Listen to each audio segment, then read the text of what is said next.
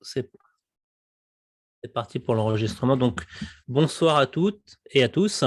Bienvenue dans ce webinaire dans lequel on va parler des middle managers. On va voir un petit peu ce positionnement particulier dans la hiérarchie. Et surtout, on va se concentrer sur une problématique qu'on rencontre souvent, c'est comment retrouver sa confiance et comment fédérer une équipe performante, surtout quand on se trouve dans une position un peu entre la hiérarchie et puis les collaborateurs. Alors, juste quelques règles de bon fonctionnement. Donc, je vais vous demander de vous mettre en muet pour le moment, afin d'avoir une qualité auditive agréable pour tout le monde. Aussi, il n'y a pas de jugement, donc n'hésitez pas à poser vos questions, par exemple, dans le chat. Donc, on les regardera à la fin. Donc, n'hésitez pas au fur et à mesure, s'il y a des questions qui vous arrivent, n'hésitez pas à les inscrire dans le chat. Voilà, on est là pour partager aussi, partager nos expériences. Donc, à la fin de ce webinaire, on aura une session de questions-réponses. Donc, vous aurez on aura l'occasion d'échanger. Souriez aussi, prenez du bon temps. On est là aussi pour partager. J'ai beaucoup de choses à vous raconter. Et donc, j'enregistre ce live pour le replay. Alors, très rapidement, qui je suis. Donc, moi, je me suis Raphaël Medina. Donc, ça fait 15 ans que j'accompagne les middle managers pour développer leurs compétences managériales afin qu'ils puissent apporter leur talent pour l'entreprise. Je les mets dans les meilleures dispositions pour évoluer dans leur carrière tout en préservant leur vie professionnelle. On a souvent tendance, personnelle, pardon. On a souvent tendance à oublier cette partie-là qui est très importante. Et pour cela, j'ai développé un programme de développement, je vous en parlerai tout à la fin si ça vous intéresse, qui allie le développement personnel, parce qu'on va voir l'importance du développement personnel quand on a un poste de manager.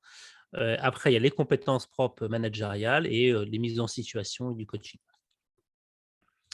Alors, on va faire très rapidement connaissance. Est-ce que vous pouvez me mettre dans le chat qu'est-ce que vous faites dans la vie, voilà, votre poste, et qu'est-ce que vous attendez de ce webinaire? N'hésitez pas à me mettre ça même sur Facebook, n'hésitez pas à me mettre en commentaire. Je vois les notes, donc voilà, prenez une minute, qu'on fasse un peu connaissance pour me dire ce que vous faites dans la vie, qu'est-ce que vous attendez de ce webinaire.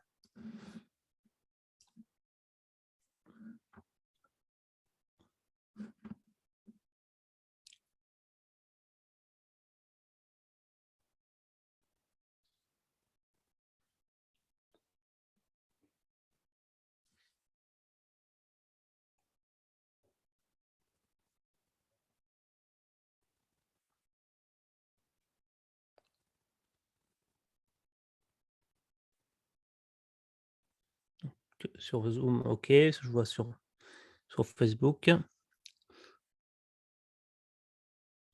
Donc, au niveau du chat, n'hésitez pas. Hein.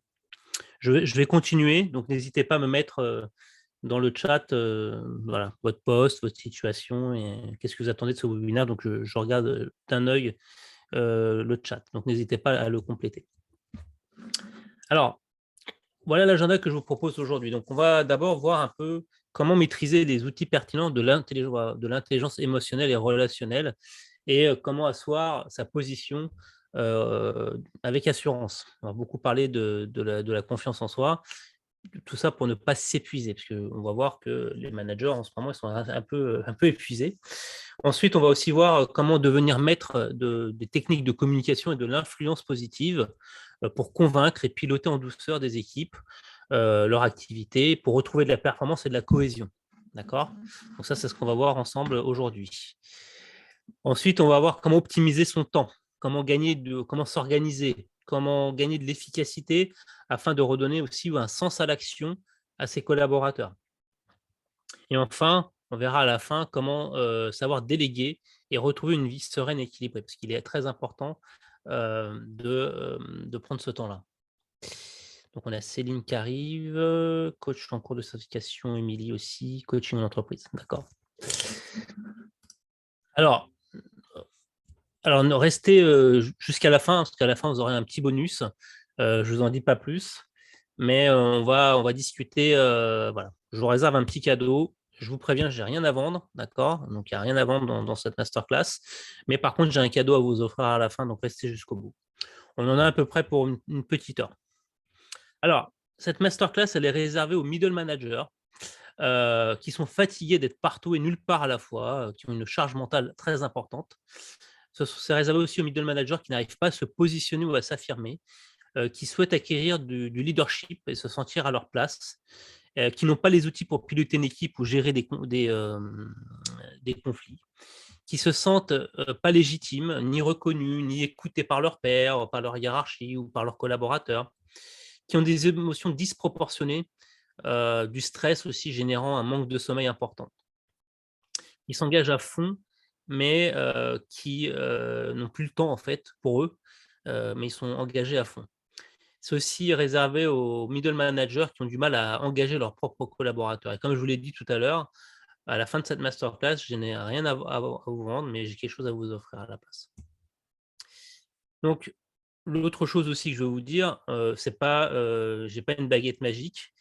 Cette masterclass, ça va pas vous transformer du jour au lendemain, d'accord? Elle va vous donner quelques axes d'amélioration potentiels, elle va pas vous transformer. Elle est pas là aussi pour résoudre en un clic tous vos problèmes. Voilà, c'est pas le j'ai pas cette ambition-là ce soir, mais sachez que mon but est de vous donner de la valeur, vous donner des pistes et j'espère que ça vous donnera beaucoup d'axes d'amélioration, à la fin de cette masterclass. OK, vous êtes toujours là? Vous êtes toujours avec moi? Côté Facebook, c'est bon? Yes? OK. Allez, on enchaîne. Donc, après avoir accompagné, une cinquantaine de managers et de dirigeants, j'ai constaté un problème récurrent, chez les middle managers.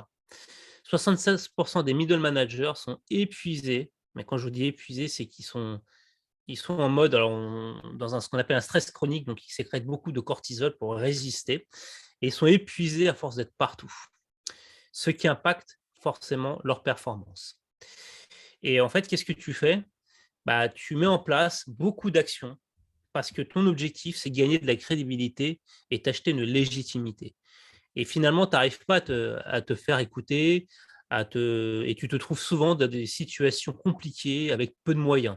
Donc, quand je dis situation compliquée, ça peut être des conflits avec tes collaborateurs, ou alors tu t'es engagé avec ta hiérarchie à tenir des délais et tes équipes n'arrivent pas à tenir des délais, donc tu deviens l'annonceur des mauvaises nouvelles, etc., etc. Et des situations, j'en passe. Et tu ne prends jamais, jamais, tu es tellement la tête dans le guidon que tu ne prends jamais, le temps pour prendre du recul, d'accord? Et pourquoi? Parce que tu es entre le marteau et l'enclume et donc tu passes ton temps à, essayer de compenser il y a Sandrine qui arrive, tu passes ton temps à passer du coq à l'âne, on va le voir tout à l'heure, mais tu prends pas ce recul-là, d'accord? Et à la fin, tu as ce sentiment de ne pas être efficace et d'avoir une vie perso complètement survolée. Voilà, tu as plus de temps de faire du sport, tu prends du poids, tu vois plus tes enfants, ta femme, et cetera. Du coup, qu'est-ce qui va se passer? Bah, tu commences à stresser, tu fatigues, tu t'énerves et à la fin, tu ne sais plus où tu en es, en fait, d'accord? Et bah, ça confirme, en fait, cette perte de confiance en toi parce que déjà, à la base, tu en avais peut-être pas, mais là, tu ne fais que le confirmer parce qu'en fait, comme tu es dans une quête à cette confiance, en travaillant beaucoup, on va le voir comment tout à l'heure, bah, finalement, tu confirmes, en fait, que tu as pas confiance en toi et que finalement, tu as pas cette autorité naturelle et du coup, que tu es pas légitime. Donc ça, c'est une histoire que je vous raconte, que j'entends très régulièrement et qu'est-ce qui se passe? C'est qu'en fait, toi-même, tu mets tes propres obstacles pour ton évolution professionnelle et ta vie personnelle, d'accord? C'est toi qui rentre dans une spirale, on va le voir cette spirale, il y a un petit schéma à la fin, vous allez voir. Tu rentres toi-même dans cette spirale qui t'emmène vers le bas, en fait et tu ne sais pas t'en sortir. Donc ton entreprise, ce qu'il faut quand même savoir, c'est qu'elle a quand même besoin de toi, elle a besoin de tes compétences au bon endroit et toi aussi, tu as besoin d'avoir ta vie personnelle. Ça, c'est très important, c'est tout est équilibre. On dit souvent que le trop est l'ennemi du bien. Donc ce qui est important, c'est trouver cet équilibre. Donc je ne sais pas si tu vas te reconnaître dans ces situations, mais peut-être que tu es en mode pompier aujourd'hui. Peut-être que tu as une charge mentale extrêmement importante, on va voir cette notion de charge mentale d'où ça vient, telle que elle est tellement importante que tu n'arrives pas à t'endormir le soir. Tu ne sais même pas comment te positionner ou t'affirmer devant ton chef ou tes collaborateurs, parce que comme tu as pas confiance en toi, bah, tu as du mal à te positionner, à donner les bonnes directives et cetera. Ou tu n'as peut-être pas les outils pour piloter une équipe en déléguant. et c'est possible que tu aies cette situation-là. Ou alors aussi tu penses, ça je l'entends très souvent, qu'il faut devenir un expert dans son domaine pour être reconnu et ça te prend énormément de temps, d'accord? Parce que tu as des croyances, qui disent que, bah, il faut que je montre l'exemple ou des choses comme ça. Tu as aussi peur d'échouer. On t'a confié un poste, tu as peur d'échouer parce que tu veux être reconnu par ta hiérarchie et donc bah, tu crois que tu es pas crédible. Donc tu es dans cette quête perpétuelle à la crédibilité et donc cette quête perpétuelle, on va voir d'où elle vient. Ou alors tu es aussi des fois, tu peux être très jeune dans une équipe et en fait, bah, tu ne te sens pas légitime parce qu'autour de toi, tu as des personnes qui ont plus d'expérience ou qui sont plus âgées et du coup, ils te mettent dans le doute parce qu'ils s'amusent un petit peu avec toi aussi, ils te testent, hein, et donc bah, ça te fait douter et du coup, tu te sens pas légitime et tu rentres dans cette spirale un peu vers le bas. Tu penses qu'il faut tout savoir sur tout pour être crédible. Tu dois tout maîtriser, tous les process, tu dois en savoir plus que les autres. Et tu dois être capable aussi de compenser s'il y a un de tes collègues qui est malade, par exemple. Tu penses que la confiance n'exclut pas le contrôle. On va revenir sur cette expression après. Tes collaborateurs, ils sont aussi désengagés et tu ne sais pas comment les remotiver. Et ensuite, tu sens qu'il y a un impact négatif sur les performances de l'entreprise. Donc, si tu es dans un de ces cas-là, bah, là, je te garantis que tu es au bon endroit pour qu'on essaye de débloquer ta situation. Alors, qu'est-ce qui se passe? Souvent, c'est que tu vas te renfermer sur toi-même, d'accord? Tu vas me passer ce qu'on appelle en mode de victimisation, on va le voir après. Donc, tu vas tout critiquer, l'environnement, c'est la faute des autres, etc., etc. Et tu vas sentir une baisse d'implication de ta part et tu vas même te sentir vidé. Alors qu'en fait, au fond de toi, tu es quelqu'un d'assez bosseur, assez bosseur-bosseuse, heu et tu es quelqu'un qui a envie de faire des choses dans l'entreprise, tu as envie de te réaliser. Mais tu es dans une spirale, tu es parti dans une mauvaise spirale et finalement, tu confirmes cette perte de crédibilité, de confiance et là, on rentre dans le champ des émotions, on va le voir, ce qu'on appelle la suradaptation. Tu vas surréagir à n'importe quoi, tu vas te mettre en colère ou alors tu vas pleurer pour des voilà, pour des petites choses quoi, en fait. Donc tu il y a cette surréaction, ce qu'on appelle la suradaptation et tu vas rentrer dans un stress chronique, hein, parce qu'on va distinguer du stress aigu. Donc un stress qui est sous-jacent, qui est là comment dire? Tu essaies de résister à ce stress, donc tu vas sécréter beaucoup de cortisol et en fait, en général, tu es pas très loin du burn-out et la fatigue t'envahit, bref, tu en dors plus. D'accord? Donc cette situation-là, c'est un truc qui est extrêmement classique pour les middle managers. Et pourtant, tu as essayé de t'en sortir, tu as peut-être essayé déjà de passer des jours en formation, très théoriques, ton entreprise a dû te payer des formations de management, à droite, à gauche, plein de théories et cetera. Tu as dû lire des tonnes de bouquins pour améliorer tes connaissances, même que ce soit des tonnes de bouquins sur les, hem, développement personnel, par exemple, ou alors tu as tenté de lâcher prise en partant plus tôt du travail et cetera. Tu as peut-être essayé tout ça. Mais tu arrives toujours pas à cadrer, tes équipes, à cadrer les activités et à trouver le bon positionnement, ton bon positionnement à avoir. Tu arrives toujours pas à le faire. Et pourtant, je suis sûr que tu as, donné le meilleur de toi-même, que tu as fait le maximum pour t'en sortir, pour reprendre cette confiance, pour t'affirmer et enfin manager cette équipe. Et est-ce que tu sais pourquoi tu n'y arrives pas? Est-ce que tu veux me mettre dans le chat?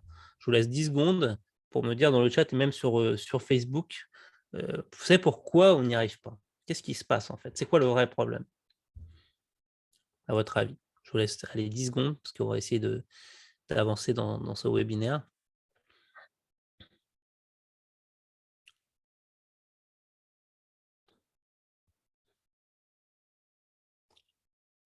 J'espère que vous êtes toujours là. Alors est-ce que tu sais pourquoi tu n'y arrives pas? Manque de prise de recul, Christelle, ouais.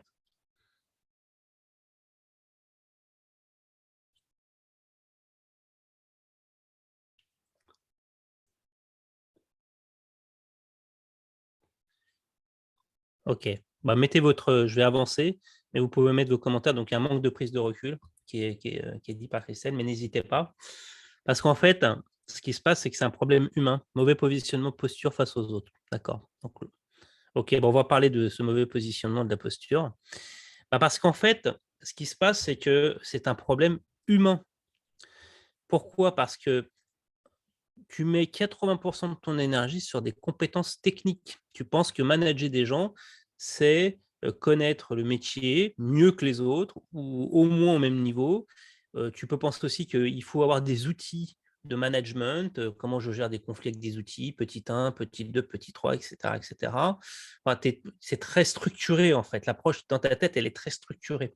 Et du coup, bah, tu essaies de, à travers des formations ou à travers des bouquins, d'essayer de trouver des techniques, d'accord, pour essayer de résoudre ces problèmes-là. Mais en fait, ce n'est pas un problème de technique, c'est un problème d'être humain, d'accord, et on va le voir. Et finalement, l'être humain, il passe en second plan. Et c'est normal que tu fasses ça, c'est normal que ça passe en second plan. Pourquoi? Parce que c'est très compliqué, hein, parce que notre cerveau, lui, cherche à rester dans ses repères, dans la fameuse zone de confort. Sauf que les 1 des managers qui ont pris conscience qu'il faut d'abord intégrer la dimension humaine dans ton management, d'accord? Eux, ils ont compris que le management, c'est 80 de connaissances de l'être humain et 20 de techniques et d'outils. C'est l'inverse qu'il faut faire. Et donc, un manager, ce n'est pas un expert de son domaine. D'accord? Donc, on pense souvent que quand tu es expert dans ton domaine, moi je l'ai vu, hein, ça plusieurs fois. Donc, il y a des gens qui, ça fait 20 ans qui sont experts, ou même 10 ans, qui sont experts dans leur service, hein, ils sont grandis dans leur service, puis tout d'un coup, ils deviennent chefs.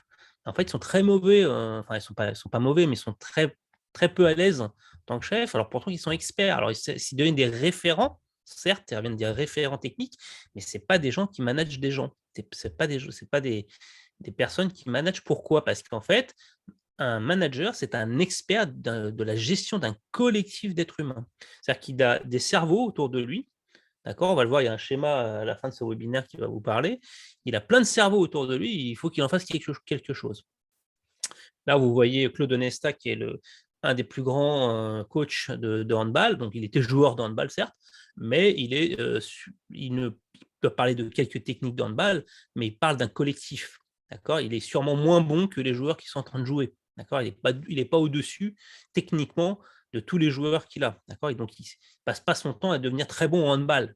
Il passe son temps à essayer de comprendre les difficultés de chacun. Il passe son temps à essayer de voir comment un tel peut jouer avec l'autre, les combinaisons, etc., etc. C'est ça son boulot, d'accord? Donc, il ne passe pas son temps à améliorer sa technique de handballeur, même s'il a les bases, c'est normal, parce que voilà, il faut quand même des bases, mais il ne passe pas son temps à faire ça. Donc, c'est ça qu'il faut bien comprendre, c'est un manager, c'est d'abord un expert de la gestion d'êtres humains. Voilà, ça, c'est une notion qui est très importante. Alors, c'est sûr qu'au vu de la complexité de l'humain, c'est normal de s'attacher à ce qu'on connaît, donc aux techniques, aux bouquins, et cetera, c'est normal. Et aujourd'hui, ta confiance, elle est basée à 90 sur ces connaissances techniques et en plus, tu y crois à fond. Alors que tu dois augmenter d'abord tes connaissances sur le comportement humain. Il faut que tu comprennes pourquoi les gens ils réagissent comme ça. Il faut que tu comprennes pourquoi les gens, ils ont des points forts, des points faibles, comment tu vas faire les combinaisons, et cetera, et cetera. C'est ça ton boulot. Ton boulot, c'est de créer ce climat, on va parler du climat tout à l'heure, et surtout de voir un peu cette combinaison, cette alchimie. Ça, on verra, c'est l'étape 3 de la route de transformation qu'on verra tout à l'heure. Et donc, pour comprendre le comportement humain, il faut commencer par quoi? Il faut commencer d'abord par toi. Parce que si toi, tu n'arrives pas à te comprendre comment tu fonctionnes, pourquoi tu t'énerves, pourquoi tu as des émotions, pourquoi tu as dit ça, et cetera, quels sont les déclencheurs, tu ne peux pas t'occuper des autres. D'accord? Et souvent, l'être humain, l'ego, on va le voir tout à l'heure, l'ego, il va passer son temps à juger les autres. Comme ça, on ne s'occupe pas de nous, parce qu'il n'aime pas ça. Donc, en travaillant sur l'humain en priorité, d'accord, ce que j'appelle la règle des 20-80, hein, pour ceux qui connaissent l'autre Pareto, qu'est-ce qui va se passer? Première chose, tu vas comprendre les déclencheurs de tes émotions exacerbées. D'accord? Quand tu vas t'énerver pour rien, tu vas les comprendre. Quels sont les déclencheurs? Tu vas comprendre les raisons de ton manque d'affirmation et de confiance. Tu vas ensuite trouver ta posture et ton positionnement dans l'équipe. Tu vas pouvoir interagir de manière sereine et impactante avec tes équipes. Je souligne ce mot impactant parce qu'il est très important. Tu vas progressivement lâcher le contrôle et te dégager du temps. Tu n'auras plus peur d'assumer tes responsabilités, d'accord, et même d'en prendre beaucoup plus derrière. Et tu vas être moins fatigué et stressé. Je vais t'expliquer comment. Après, après, tu pourras apprendre tes outils, tu pourras apprendre de la technique, d'accord. Tu vas pouvoir mettre en place une organisation, une vision que ce soit en présentiel ou en télétravail, on va parler du télétravail un peu tout à l'heure, pour atteindre les objectifs avec les ressources disponibles. Tu auras les clés pour remotiver les équipes et les troupes et susciter de l'engagement pour les rendre plus autonomes. Donc, encore, avec le télétravail, on doit rendre de plus en plus autonomes les collaborateurs. Tu sauras déléguer plus facilement pour pouvoir te consacrer à tes vraies tâches à toi en tant que manager, parce que tu auras trouvé ta posture. D'accord. Émotionnellement, ça se passera mieux. Tu assureras des onboarding parfaits avec des nouvelles recrues. Tu gagneras en leadership parce que tu seras différent de tes pairs et tu seras plus visible de ta hiérarchie parce qu'en fait, tu vas te reconnecter avec qui tu es vraiment, en fait. D'accord. Et en fait, tu auras les bons bagages pour ta prochaine étape de ta carrière dont a besoin l'entreprise. Et tout ça, sans forcer. Je veux dire, tu as pas besoin de passer des nuits, je t'expliquerai mon histoire tout à l'heure, voilà, tu vas comprendre pourquoi. Je te racontant mon histoire, tu vas comprendre. Et justement, on va voir dans le détail comment réussir cette prise de fonction et performer sans être surchargé. Et ça va te permettre d'avoir les bases solides pour bien te positionner sereinement, d'accord? Et surtout te dégager du temps. Mais avant cela, je vais me présenter en quelques mots, je vais te raconter très rapidement mon histoire. Ça va peut-être te rappeler des choses. Donc, comme je te l'ai dit tout à l'heure, je répète cette slide, mais voilà, tu l'as vu, voilà, ça fait 15 ans que je fais ce travail. Et en fait, ma vie d'avant, en 2000, j'ai commencé ma carrière comme jeune ingénieur aéronautique. J'étais fraîchement sorti d'école et je travaillais sur les commandes de vol des Airbus. Donc, je suis toujours d'ailleurs un passionné d'aviation. Et voilà, j'ai commencé jeune sur des systèmes très complexes et de haute sécurité. Et c'était un sujet très passionnant. Mais en 2005, j'ai commencé à prendre en charge une équipe de 4 ingénieurs. Donc, c'était mes débuts de management. J'ai eu quelques formations payées par ma boîte.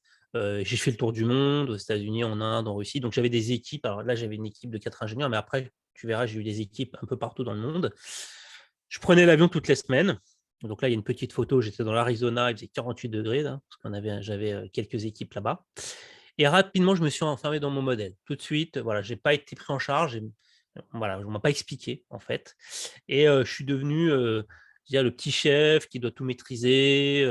J'essayais d'être sympa, j'essayais de relativiser, j'essayais d'être dans l'empathie, etc. Mais on m'avait jamais expliqué comment faire. Ensuite, mes collaborateurs, eux, ils avaient plus d'expérience que moi, donc moi, je devais faire mes preuves, d'accord? Donc ça me demandait beaucoup, beaucoup de temps. Donc je travaillais 12 heures, 14 heures par jour, pour être au niveau, pour avoir cette crédibilité et m'acheter, en fait, une légitimité.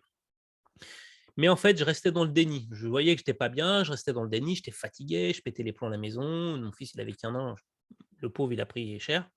Maintenant, bon, avec le recul, ça va mieux, mais ma femme a commencé à saturer, mon couple était en péril parce que voilà, à un moment donné, le cerveau, on va voir, il y a un petit schéma que je vais vous montrer tout à l'heure, le cerveau, il déconnecte, quoi. Donc je commençais à avoir des pertes de mémoire, je dormais plus la nuit, je prenais des médicaments pour dormir et cetera. J'étais émotionnellement franchement atteint. J'étais dans la plainte, je critiquais tout sur tout le monde, voilà, et je me sentais pas à ma place, en plus de ça. Donc je suis rentré vraiment dans cette spirale, mais à un moment donné, ça pouvait plus le faire. Donc j'ai pris la décision qu'il fallait que quelque chose change.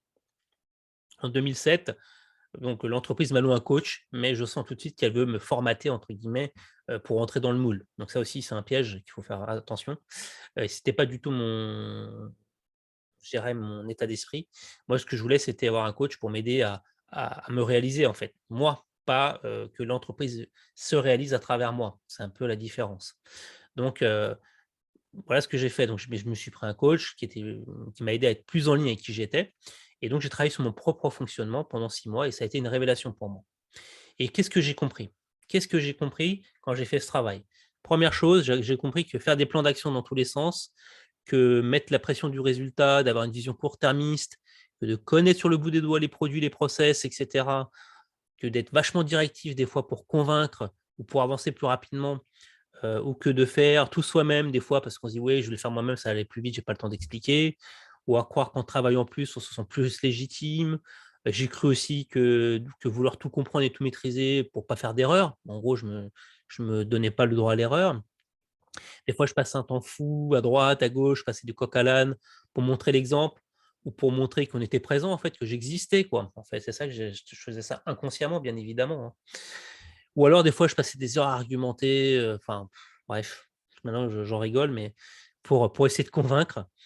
et de ne pas dire non à ma direction aussi. Tout ça, pour moi, c'était une grosse connerie. Il n'y a pas un autre mot, c'était une grosse connerie. Et surtout, une des conneries les plus importantes, c'est ce qu'on appelle le contrôle, parce que l'atteinte de la perfection, c'est contre-productif. La structure, mettre une structure en place hyper rigide, c'était énergivore.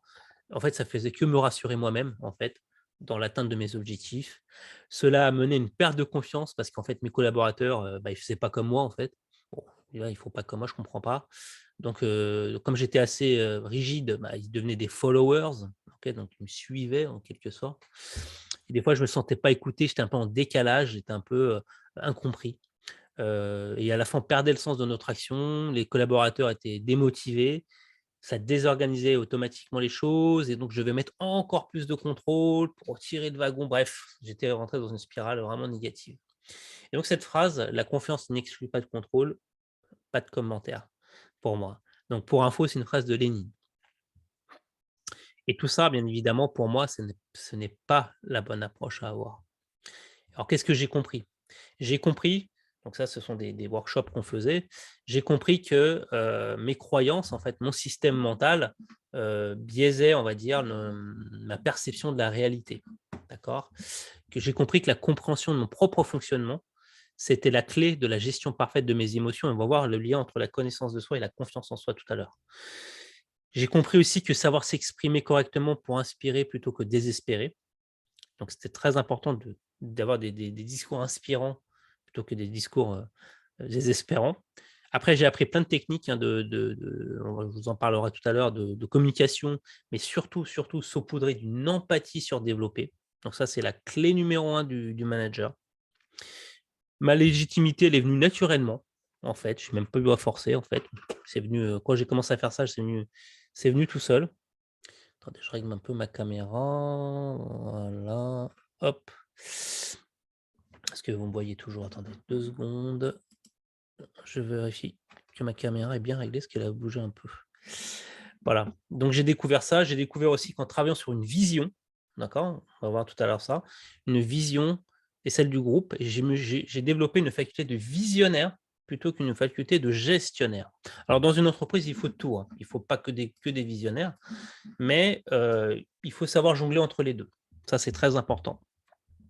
Donc j'étais devenu un meneur de femmes et d'hommes hors pair. On me l'a dit plusieurs fois. Je me jette pas des fleurs, hein, je vous le dis franchement, c'est vraiment, des faits. Je me suis focalisé sur mes collaborateurs, sur leur réalisation personnelle et j'ai aussi découvert qu'il y avait plein d'outils de communication, il y en a plein, mais en fait, il y en a beaucoup qui servent à rien et surtout, elles servent à rien s'il n'y a pas de vision. S'il n'y a pas de cap, c'est comme un bateau, qui navigue dans le noir, s'il a pas de boussole, il dérive, d'accord? Donc il faut avoir un cap, ça c'est important. Donc tout ça, j'ai mis au point une méthodologie que j'ai mis en application en 2008 et ça marche, ça marche. J'ai été très rapidement promu, donc ingénieur en chef. J'étais en charge d'une dizaine de projets à dimension internationale.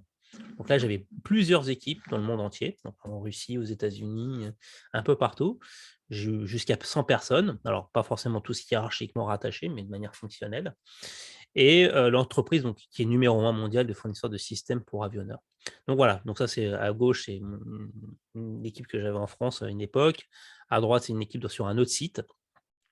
Donc voilà, tout ça c'est des photos, des bons souvenirs pour moi et j'avais toutes ces équipes à gérer et comment je devais faire? Je ne pouvais pas tout contrôler. À partir du moment où vous avez une grande dimension, vous ne pouvez pas tout contrôler. Mais c'est pareil si vous avez des équipes de 4 personnes, d'accord? Donc il faut déjà s'entraîner avec déjà 4 personnes. Donc ensuite, je me suis formé au coaching avec des spécialisations en management, d'entreprise, neurosciences, gestion des émotions, pardon et j'ai créé des formations accompagnées, au sein de mon entreprise que je déploie cette méthodologie en les guidant pas à pas.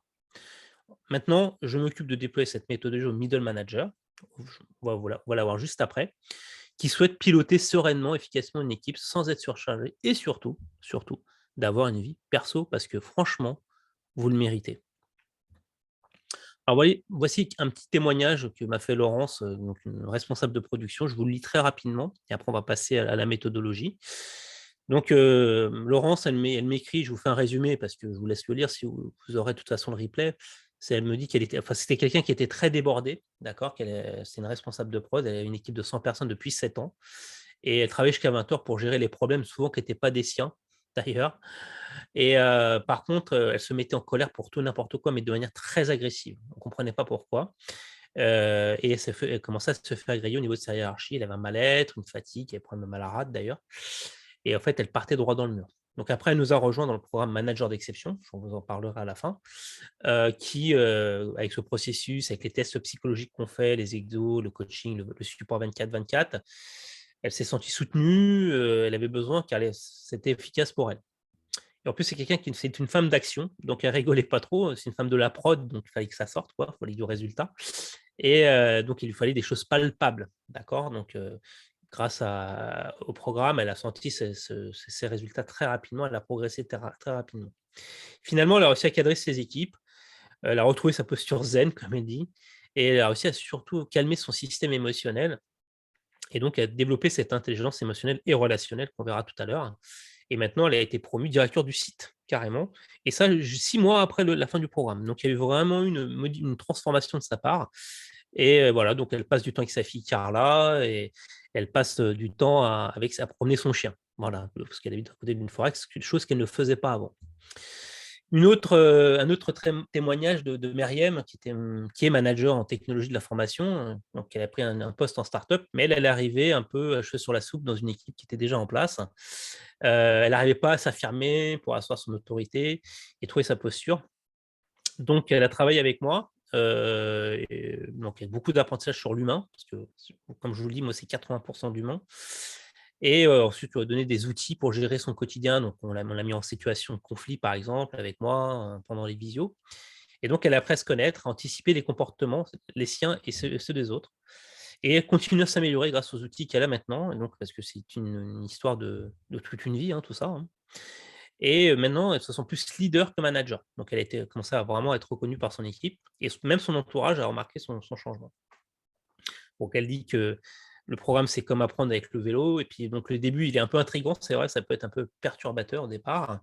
Puis après, l'échange devient un réel plaisir. Elle apprend beaucoup de choses, etc. Et donc, elle a vécu une belle expérience de transformation. Donc, ça, c'est le témoignage de Myriam.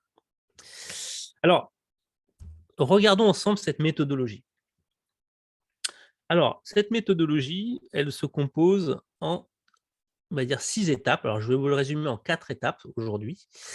Donc, la première étape, c'est la connaissance de soi. D'accord. Donc, avant de s'occuper d'une équipe, il va falloir quand même s'occuper de soi-même. D'accord. Donc, c'est ce qu'on appelle la communication interpersonnelle. Ensuite, il y a la maîtrise de ses émotions. D'accord. Ensuite, il faut savoir développer son empathie. Donc, en gros, c'est comment je me connecte aux autres. Gérer sa communication. Vous n'avez pas besoin de parler des heures pour communiquer. D'ailleurs, plus vous parlez, moins vous communiquez. La vision, donc cette notion de vers où on va. Et après, on parle de l'organisation, de l'innovation, de la dynamique d'équipe, etc., la responsabilisation. Et là, il y a tous les outils qui existent sur le marché, sur comment mettre en place une organisation. On va en parler à la fin. Donc la première étape, donc moi je voulais simplifier en 4 étapes, hein, sinon le webinaire allait durer 3 heures. Là. J'essaie de simplifier quand même. Donc la première étape, c'est que la plupart des managers en prise de poste se donnent à fond dans leur job pour tout maîtriser. On les envoie en formation pour donner quelques outils, hop, hop, hop, c'est parti, et on pense que ça va suffire. Et on est parti, on les lâche dans la nature comme ça. Et en procédant comme cela, ils ont l'illusion, de gagner en crédibilité et donc en légitimité. Mais force est de constater que ce n'est pas le cas. Ils se fatiguent encore plus vite, ils stressent, et les équipes le ressentent. Alors souvent, ça dépend des gens que vous avez en face de vous. Si vous avez des gens toxiques, par exemple, dans vos équipes, ils vont en profiter. D'accord. Ils vont voir qu'il y a une faiblesse et ils vont en profiter, ils vont enfoncer le clou. D'accord. Et ça, je vous expliquerai. Donc là, je ne l'explique pas dans ce webinaire-là, mais je l'explique dans la formation. Mais il y a un mécanisme associé à ça. Cela devient une source de conflit et on parle de la spirale descendante. Alors, c'est quoi cette spirale descendante? Alors, souvent, quand on est on a un problème, on va déclencher une sorte de fuite. On va essayer des fois dire: «Oh, je prends sur moi». Ça, c'est la phrase aussi que j'entends souvent: «Je prends sur moi, Ouais, c'est pas grave, t'inquiète. Donc, on est un peu dans la fuite, en fait. On fuit le problème. Mais à force de fuir ce problème, on va rentrer dans la suradaptation. C'est que le problème, il est toujours là. Et là, on va essayer de justifier vous allez essayer de vous convaincre vous-même que la situation, elle est justifiée. C'est normal. T'inquiète, c'est normal. Il est fatigué, il a passé une sale journée, etc., etc. Donc, on va se suradapter. Mais à l'intérieur de vous, ça bouillonne quand même. Et là, on commence à tapoter du pied. On commence à s'agiter un petit peu. Le non-verbal commence à s'exprimer. On s'agite. On peut basculer dans l'agressivité. Alors, si c'est pas à la maison, si c'est pas au travail, c'est peut-être à la maison. Moi, c'est un peu ce qui m'est arrivé. Au boulot, j'étais super sympa et tout, mais à la maison, j'étais un tueur, quoi. Franchement, j'étais un tueur. Bon, c'est comme ça, il faut l'assumer, mais j'ai pris les choses en main, heureusement d'ailleurs. Et après, à force d'avoir cette agressivité, on a ce qu'on appelle l'inhibition émotionnelle. C'est-à-dire, on a tellement appris à ne plus ressentir que, en fait, on est inhibé, on sent plus rien. D'accord? Et ça sort, boum, d'un coup, on ne sait pas pourquoi. On n'a pas vu le coup arriver. C'est ce qu'on appelle l'inhibition émotionnelle. Et on va rentrer ensuite dans une phase de victimisation. C'est la faute de tout le monde, c'est la faute du travail, c'est la faute du chef, c'est la faute du collaborateur. Bref, on ne prend pas sa responsabilité. Donc c'est cette, spirale descendante de réactivité, mais en fait, c'est une bombe à retardement parce que tout est là. Toute l'énergie là qui est là, elle est là, elle est pas partie. D'accord? Vous pensez rentrer dans l'inhibition, mais cette énergie est toujours là. Alors, on a tout le monde qui arrive, encore. Bonsoir, bonsoir. Virginie. OK. Donc, on va rentrer dans cette inhibition, émotionnelle. Alors, Virginie qui arrive, je vais attendre 30 secondes. Elle se connecte à l'audio. Est-ce qu'elle arrive à se connecter? Bon, j'avance. Elle va nous rejoindre. Alors, pour retrouver cette confiance en soi, on va y venir. En fait, qu'est-ce que tu dois faire? Tu dois développer ce qu'on appelle l'intelligence émotionnelle. Alors, tu as dû en entendre parler, des bouquins, des tonnes et des trucs comme ça. Moi, je vais la faire simple, hein, d'accord? L'intelligence émotionnelle, alors, il y a le modèle de Goleman qui est en 5 étapes. Moi, je vous le fais en 2, d'accord, pour faire simple. Pardon, je me suis trompé de slide. Il y en a 2 très importants. C'est 1, c'est la connaissance de soi et 2, c'est la maîtrise des émotions.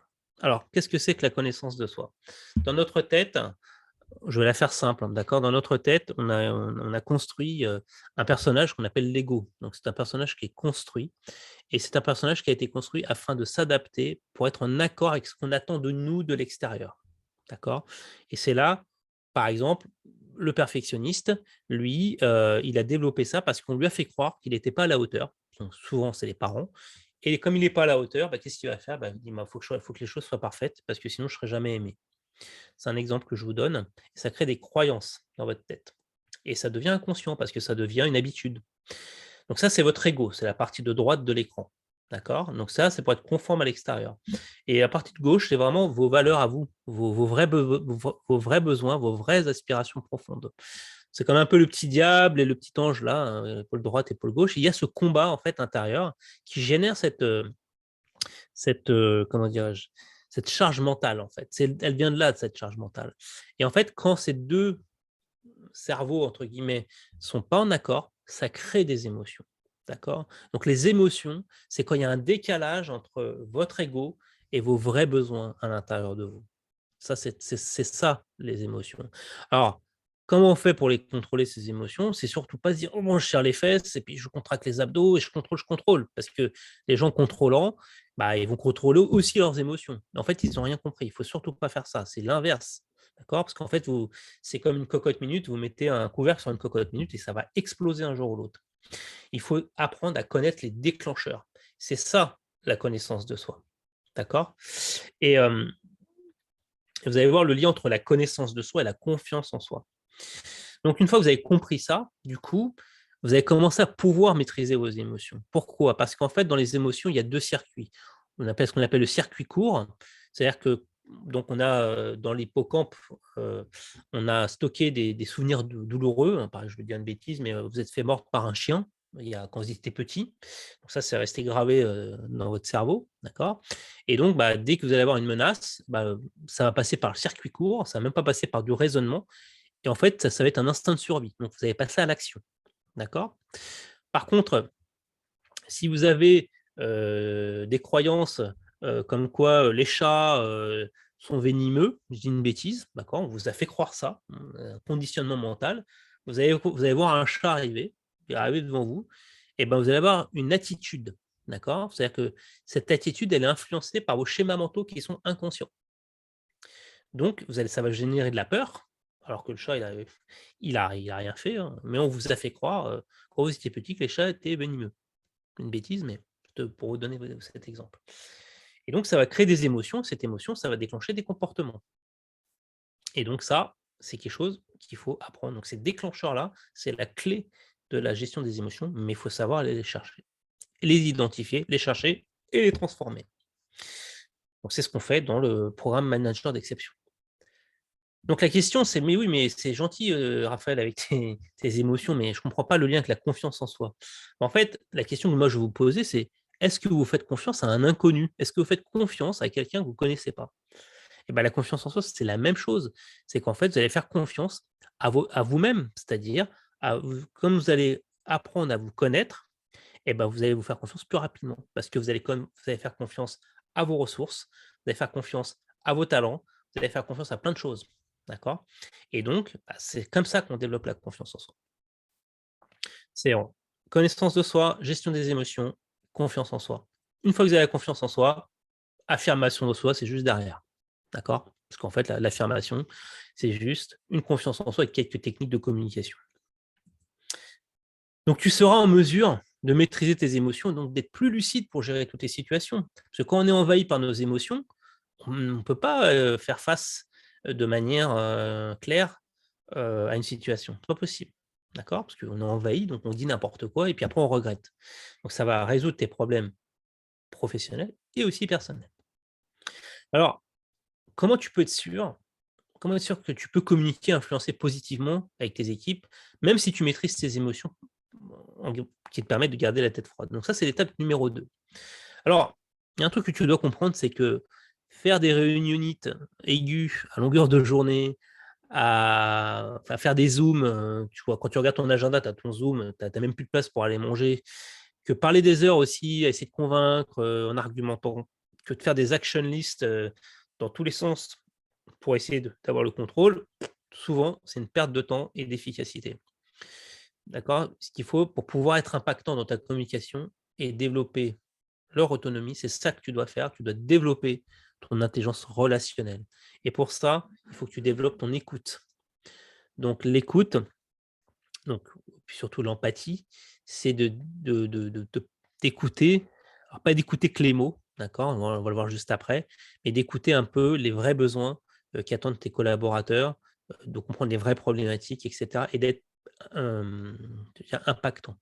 Plus tu parles, moins tu es impactant. Voilà. C'est pour ça que tu as 2 oreilles et une bouche, c'est pour écouter 2 fois plus que ce que tu parles. Donc on dit souvent: «Qui parle sème, qui écoute récolte».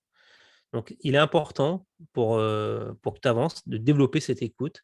Tu développeras beaucoup mieux ta communication parce qu'elle sera beaucoup plus efficace et beaucoup plus engageante. Alors, ça, c'est un schéma très rapide, je ne vais pas le détailler, mais dans la communication, tu vois, c'est très complexe. Il se passe beaucoup de choses, il y a beaucoup de filtres. Il y a des émetteurs, ça passe par des filtres sensoriels, des filtres mentaux. En plus, c'est bruité par de la fatigue. Bref, entre le message que tu envoies et le message que tu reçois, il y a 90 de pertes. Voilà, donc tout ça et en plus la personne qui reçoit le message, il va aussi biaiser ce message et donc c'est pour ça qu'il faut développer cette écoute parce que, ça te permettra de passer du vrai au juste. Et il y a un autre truc aussi qu'on a vachement développé, c'est que finalement, dans un message, 7 du message, celui qui a de l'impact, c'est pas le message verbal, celui qui a de l'impact, c'est le message non verbal. C'est-à-dire, c'est ce que tu ne vois pas, c'est ce que tu ressens, en fait. Donc des fois, des gens, ils vont te faire un message, super gentil, super sympa, mais tu vas sentir qu'en fait, il y pense pas, il le pense pas et c'est celui-là que tu vas retenir. Donc Donc voilà, donc ça aussi, il faut apprendre à le développer ça. Ça, c'est important. Une fois que tu as développé ton écoute, après tu as plein de techniques, de communication, en fonction de la situation, d'accord? Il y en a plein. Mais d'abord, il faut que tu sois clean émotionnellement parlant, d'accord? Ça, tout ce que je te raconte, ça vaut zéro si tu as pas, travaillé sur toi avant. Ça sert à rien, donc on peut te je sais qu'il y a beaucoup de formations sur les CNV, les trucs comme ça, mais si tu travailles pas sur toi, ça sert à rien d'avoir des techniques de CNV si émotionnellement, tu t'énerves à chaque fois, ça sert à rien. Hésite, hein, si tu es pas d'accord avec moi, n'hésite pas à le mettre, mais si tu es d'accord, n'hésite pas à me mettre un petit yes dans le chat, même sur Zoom, sur, Facebook par contre, tu peux mettre des commentaires, hein, je surveille, mon deuxième écran. Donc tu vois, par exemple, si tu as des conflits, bah, tu as plein de techniques, hein, de confrontation positive, donc c'est celle que je préfère. Le desk, la communication non violente. Si la personne ne travaille pas, bah, tu as des techniques de recadrage. Si la personne est démotivée, tu as des techniques d'influence positive. Si elle n'est pas alignée avec l'objectif, tu as des techniques de persuasion et de négociation. C'est pas de la manipulation, attention, c'est vraiment des techniques qui est très alignées avec l'empathie et il y en a beaucoup d'autres. Donc une fois que tu as fait cette étape 2, tu auras les moyens d'influencer, mais également, ça c'est très important, d'accepter l'avis de tes collaborateurs pour en tirer un maximum de profit de la diversité de tes équipes. Plus l'équipe elle est diverse et plus, vous avez une richesse importante. C'est pour ça que maintenant, même dans les recrutements, ils imposent des fois des personnes qui viennent de pays étrangers ou des choses comme ça. Ça se fait de plus en plus parce qu'ils ont compris, que ça avait un impact très positif. Donc vous devez apprendre à tirer richesse de ça et votre rôle, c'est de créer ce climat. Ça, c'est votre rôle de manager, de créer l'espace, le climat, le cadre pour que cette «sauce» entre guillemets, cette alchimie prenne. Donc une fois que vous avez fait cette communication vraiment impactante, empathique, et ben, en fait, qu'est-ce qui va se passer? C'est que, bah, ta confiance entre toi et tes équipes, elle sera là facilement, tu as même pas besoin de faire d'efforts. Ça sera établi et le cadre, il est posé, d'accord? Donc ça, c'est important. Donc tu te sentiras à ta place et ta communication sera fluide, même en télétravail. Mais une fois que tu as posé le cadre et la confiance, comment tu vas composer cette «popote» entre guillemets ou cette recette, comment tu vas faire pour faire travailler ces gens ensemble? En fait, les gens, à la base, ils ne savent pas comment interagir entre eux, d'accord? C'est comme un chef d'orchestre. Ils ne savent pas comment s'organiser. Donc il faut un chef d'orchestre. Imagine cet orchestre-là que tu vois là en photo, son chef d'orchestre. Bon, chacun sa partoche et puis on y va, d'accord? Ça, je pense que ça va pas bien se passer. Donc ton rôle, c'est justement d'orchestrer tout ça. Mais avant de parler de cela, il faut savoir une chose, c'est que si tu ne sais pas donner un cap, une vision, c'est la catastrophe. Donc une vision, j'aime beaucoup cette situation, j'ai trouvé il y a pas longtemps d'ailleurs. Une vision sans action, c'est un rêve, d'accord? Tu imagines un truc dans le futur, mais tu fais rien, c'est un rêve. Par contre, si tu fais que des actions sans vision, c'est un vrai cauchemar, d'accord? Et souvent, on est dans la deuxième phase. C'est qu'on part dans tous les sens, on passe à l'action et en fait, on ne sait pas où on va, en fait. Donc ça, c'est un vrai cauchemar. Donc j'aime beaucoup cette situation. Alors, une vision, c'est quoi? Et tu vas voir un peu je vais te donner une explication entre ce que c'est qu'une vision et comment définir une stratégie. D'accord? Et ce que je te raconte là, c'est vrai, que tu sois middle manager, exec, VP, ce que tu veux. D'accord? Et même, dans des projets personnels, j'ai déjà moi accompagné, des gens en reconversion, il y a longtemps, hein, et on a fait exactement cet exercice-là. Donc, une vision, c'est de voilà, c'est de donner un objectif, enfin, c'est pas un objectif, mais un cap, où est-ce qu'on va dans 10 ans, d'accord? À partir de ça, tu vas définir des projets et ces projets, tu vas définir des objectifs. Donc tu vois, c'est assez, séquencé et qu'est-ce que c'est que la stratégie, en fait? La stratégie, c'est quelle priorité tu vas donner à l'enchaînement des objectifs avec les ressources que tu as maintenant. Quand, il y a des conflits armés, bah, Napoléon, il avait que 130 000 hommes pour se battre, bah, il n'a pas pu se battre sur tous les fronts, il a fait des choix, il a donné des priorités. Et donc le sens des priorités, et ça j'entame déjà le point d'après qui sera sur la gestion du temps, d'accord? C'est de connaître cet enchaînement en fait de tâches pour servir une vision. Mais si vous n'avez pas de vision, eh ben on est là-dedans, on est dans la procrastination ou alors on est partout, on fait des actions dans tous les sens et donc ça, c'est ce qu'on appelle de l'agitation mentale, et donc ça génère de l'agitation mentale dans votre tête, d'accord? Et ça vous empêche de dormir. Et en plus de ça, comme tout le monde part dans tous les sens, on ne sait pas où on va. Donc comme on ne sait pas où on va, bah, les gens, bah, ils sont démotivés, ils savent pas pourquoi ils font les choses, et cetera, et cetera. Et ils se posent aussi la question: «Est-ce que ce que je fais, ça a de la valeur, en fait? Est-ce que ce que je fais, ça va apporter tous les jours quand je viens le matin, est-ce que j'apporte de la valeur à l'entreprise ou à l'équipe?» Donc ça, c'est le coin de gauche, c'est très classique. Ça, je le vois tout le temps. Et donc c'est ça la dynamique de l'équipe. La dynamique de l'équipe, c'est de donner cette vision, pour qui on travaille, pourquoi on le fait, et aussi connaître le besoin individuel. Parce que le besoin de vos collaborateurs, c'est leur pile, c'est leur moteur. C'est comme une voiture, elle a besoin d'essence. Et donc vous devez faire la même chose. Vous devez connaître ces besoins-là. Et donc ça va les forcer à passer à l'action, sinon ils vont mettre en mode frein. Parce que quand ils sont en mode frein, ils sont dans leur zone de confort. Et l'être humain, il aime la zone de confort.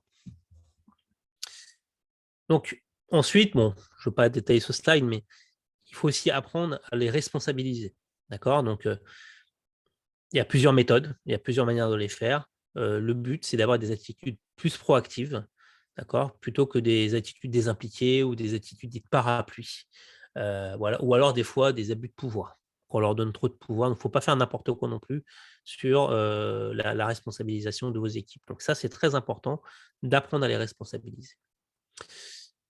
Enfin, alors, quand on parle d'intelligence collective, je vais vous faire j'ai fait une petite image. Donc, je fais un similaire entre l'être humain et une équipe. D'accord? Donc l'être humain, il est composé, on va dire, de 3 grandes parties. On va dire le cerveau, le corps et les jambes. D'accord? Donc dans le cerveau, qu'est-ce qu'on a? On a les connaissances, on a la perception, on a la mémoire, on a le langage, etc. Au niveau du cœur, enfin le corps plutôt, le cœur, on a l'intuition, on a les valeurs, on a nos besoins, on a les émotions. Et les jambes, c'est plutôt le comportement, c'est le passage à l'action, c'est l'énergie. Et bah, tout ça, vous le retrouvez dans une équipe. Dans une équipe, il y a le haut, c'est la structure, c'est l'environnement, c'est les processus, c'est aussi son histoire. Au niveau du cœur, c'est plutôt la culture de l'équipe, savoir donner du sens, connaître les besoins de l'équipe, avoir une stratégie. Et ensuite, ici, c'est le rôle et responsabilité de chacun, la mission et aussi les crises, parce que souvent, les crises sont nécessaires. D'accord? Je ne veux pas le développer ici, mais des fois, il est important d'avoir des mini-crises. Et tout ça, ça constitue une équipe, parce qu'il y a des gens qui sont la mémoire de l'équipe, il y a des gens qui ont des valeurs fortes de l'équipe, il y a des gens qui sont plus dans l'action, il y a des gens qui sont plus dans l'intuition, et tout ça, vous devez connaître ce mapping. Et après, faire la bonne composition. Donc, tes collaborateurs seront donc responsabilisés, et donc ils seront plus acteurs que spectateurs. D'accord? Tu seras donc en mesure de déléguer sereinement. Parce que la délégation, c'est un problème de confiance, c'est un problème émotionnel. Les gens qui ne délèguent pas, c'est les gens qui veulent tout garder sous le contrôle pour se rassurer. Souvent, il n'y a pas que ça, mais c'est souvent le cas. La dernière étape, une fois que la dynamique lancée, il faudra rester maître du temps. D'accord? Il faut que tu apprennes à garder ton temps, à gérer ton temps pour gagner en efficacité et réaliser les objectifs. Les équipes opérationnelles ne sont pas dimensionnées des fois, souvent d'ailleurs, pour appliquer les objectifs et la stratégie de l'entreprise. C'est pour ça qu'on dit souvent, le middle manager, il a le cul entre deux chaises. On lui dit, tiens, tu as 3 ressources et puis il faut que tu atteignes les objectifs. Donc déjà, il va falloir apprendre un petit peu à cadrer votre chef. Et ça, il faut être capable de le faire. Donc émotionnellement, il y a beaucoup de peur, beaucoup de croyances. Donc ça, faut apprendre à le surpasser. Donc il faut savoir apprendre à dire non.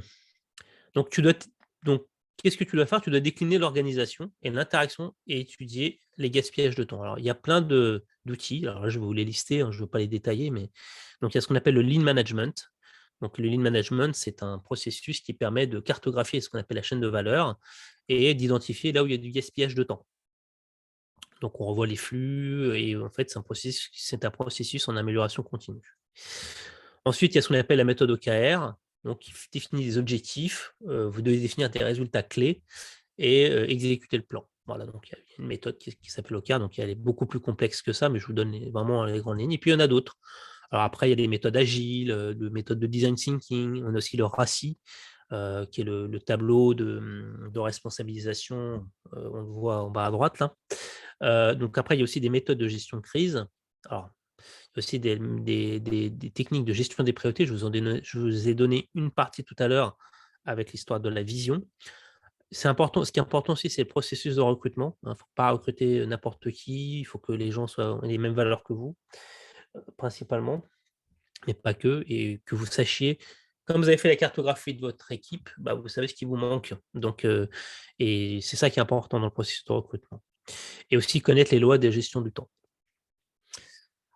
À la fin de cette étape, tu auras les outils pour définir ta stratégie et mettre en place pour atteindre tes objectifs avec tes ressources actuelles et futures. D'accord? Parce que le but, c'est que tu démontres que tu as besoin de ressources, etc., etc. À la fin de ces étapes, tu auras gagné ton autorité naturellement. Tu n'as aucun effort à faire. Tu n'as pas besoin de bosser jusqu'à 20 heures. Tu n'as pas besoin de montrer que tu es partout, que tu existes. Tu n'as pas besoin de tout ça. Parce que tu vas créer ce climat de confiance, tu vas créer de la bonne humeur, parce qu'on est là aussi pas pour trop se prendre la tête. Et surtout, tu vas pouvoir dégager du temps pour toi. Parce que tu vas comprendre, en fait, tu vas prendre conscience que si toi, tu n'es pas au top, bah, tu ne pourras rien faire. Et tu auras tous les outils ensuite pour piloter efficacement ton équipe, que ce soit en présentiel ou à distance. Donc voilà. Donc là, je te récapitule en une slide un peu ce qu'on s'est dit. Voilà les 6 étapes pour passer d'un manager qui est en perte de confiance à un manager reconnu, que moi j'appelle le manager d'exception. Donc, la connaissance de soi, première étape. Si tu ne sais pas comment tu fonctionnes, tu ne peux pas comprendre comment fonctionne un être humain, donc essaye pas de prétendre que tu comprends les autres, ce n'est pas possible. Donc, c'est ce qu'on appelle la communication interpersonnelle. Il y a la communication intrapersonnelle et extrapersonnelle. Donc, connaissance de toi, important. Ensuite, grâce à ça, tu vas maîtriser tes émotions. Comme tu vas maîtriser tes émotions, tu vas développer ton empathie. Ensuite, tu vas pouvoir communiquer de manière impactante avec 3 phrases. D'accord? En réunion, des fois, tu vas voir, tu parleras le moins. D'accord? Par contre, quand tu vas parler, on va t'écouter. Tu seras écouté et compris. Ensuite, tu as la vision qui est importante. Donc, on l'a vu tout à l'heure. Pourquoi? Parce qu'il faut que tu donnes un cap. On va par là. C'est par là qu'on va. Tu verras, tu seras surpris, tu vas même influencer ta hiérarchie quand tu vas raisonner comme ça. Parce qu'en fait, c'est un raisonnement d'exec. Donc déjà, tu mets déjà le pied sur l'étape d'après. Ensuite, tu vas pouvoir mettre en place ton organisation avec toutes les méthodes que je t'ai montrées. Donc, il te faut des outils quand même. Je ne suis pas en train de dire qu'il n'y a pas les outils, ça ne sert à rien. Mais ça arrive à la fin. D'accord? Ce n'est pas le début. Voilà. Voilà ce que je voulais te présenter. Est-ce que tu as un avis là-dessus? Est-ce que tu as des questions?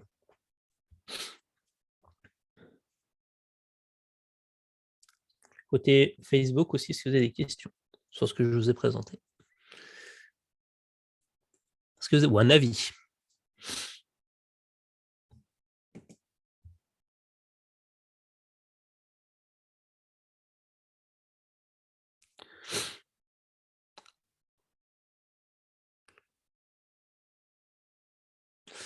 N'hésitez pas à mettre dans le chat si vous avez une question, des avis. Mais aujourd'hui, qu'est-ce qui se passe? Donc, je fais suivre à mes clients cette méthode pas à pas pour leur permettre de bâtir une équipe solide et autonome. Donc là, je fais pas mal de séminaires grâce à des formations accompagnées.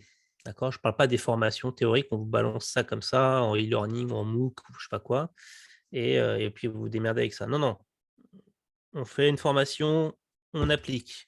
On fait des mises en situation. Vous voulez apprendre la gestion de conflits? Pas de problème, on va se battre et on va appliquer ce qui est dans le cours. D'accord? Ça, c'est important. Il y a aussi des coachings en live. Tout ça, ça va vous permettre d'être reconnu comme un manager d'exception. Pourquoi? Parce que vous allez avoir les fondamentaux plus pour pouvoir passer à l'étape supérieure, mais en te respectant.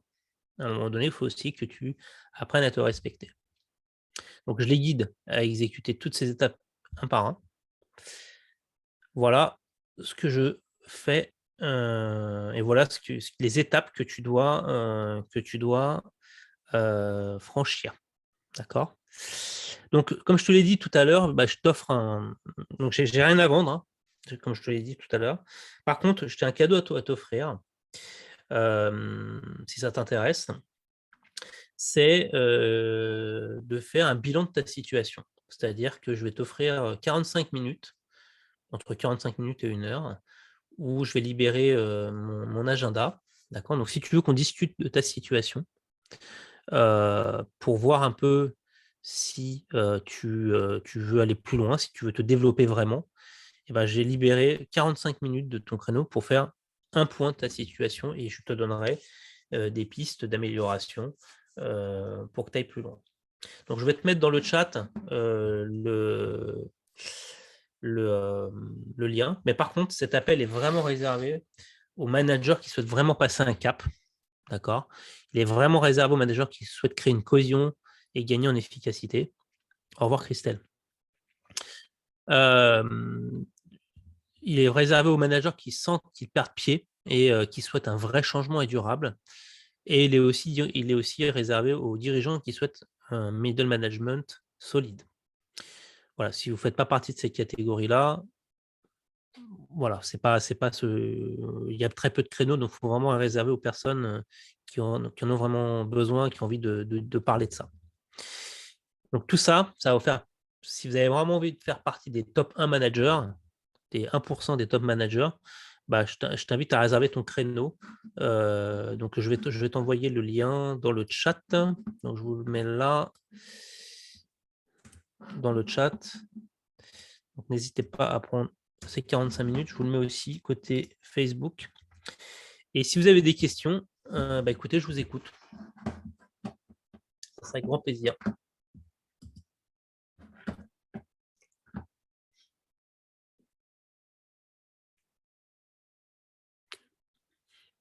J'ai tenu 1 heure, pile poil.